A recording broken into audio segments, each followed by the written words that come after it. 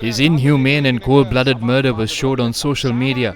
Not even an animal should be treated in such a manner. Under no circumstances will I say that attacking protesters at Galface was the right thing to do, but the JVP, the Frontline Socialist Party and many other parties organized themselves to burn houses and buses and murder people in cold blood. The armed forces must be held responsible for this. They did not curtail the situation on the 9th. The chief of police, the army commander and everyone else must be held accountable for dereliction of duty. We must conduct a review where the police carried out their duty to maintain law and order in the country. Gotabaya Rajapaksa, who was voted in with a record number of 6.9 million votes, is responsible to protect law and order in the island. We are concerned if that duty was performed in a proper manner. We are appalled by the way some attorneys behaved when people who disrupted law and order were placed under police custody. That was a shame upon the profession of the law. They intimidated judges. 50 to 60 attorneys come forward to represent a person who was accused of a crime. These attorneys don't even know what the charge was or what was the evidence against them. They just charged in with their parade to intimidate the law.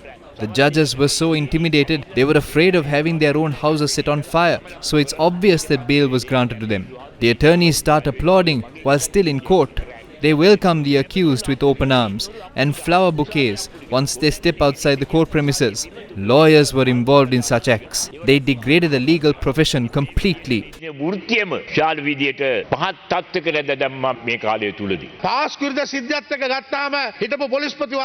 If the former Inspector General of Police was taken into custody after the Easter Sunday attacks, then it should be the same case for the present Chief of Police as well.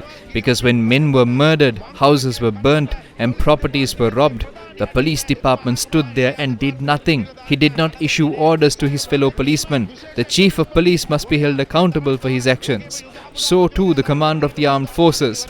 Thankfully, the army commander's mother-in-law was residing in the MP's quarters. If not, the MP's quarters would have also been attacked. No one can evade their duties. We have an issue with the appointment of the IGP and another issue regarding his qualifications as well. We will bring that forward and present our case to this house in the near future. If the chief of police is the most senior officer protecting law and order in the country, then we have a clear doubt if he carried out his duty. I offer my sincere condolences to the memory of Amarkirti Attukorala while emphasizing the fact that the IGP must be brought before the wrath of the law.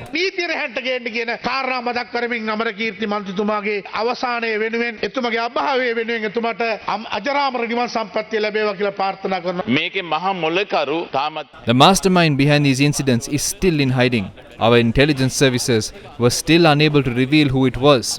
Amarkirti Attukorala is no longer among us because our defense services failed us. Those who took oaths to serve the public ended up evading their duties. Gotabaya Rajapaksa appointed a committee to inquire into this. The committee arrived at the decision that defense services evaded their duty. The committee has made its stance, yet the accused are still holding their positions. This is a grave issue. They should at least have the decency to resign.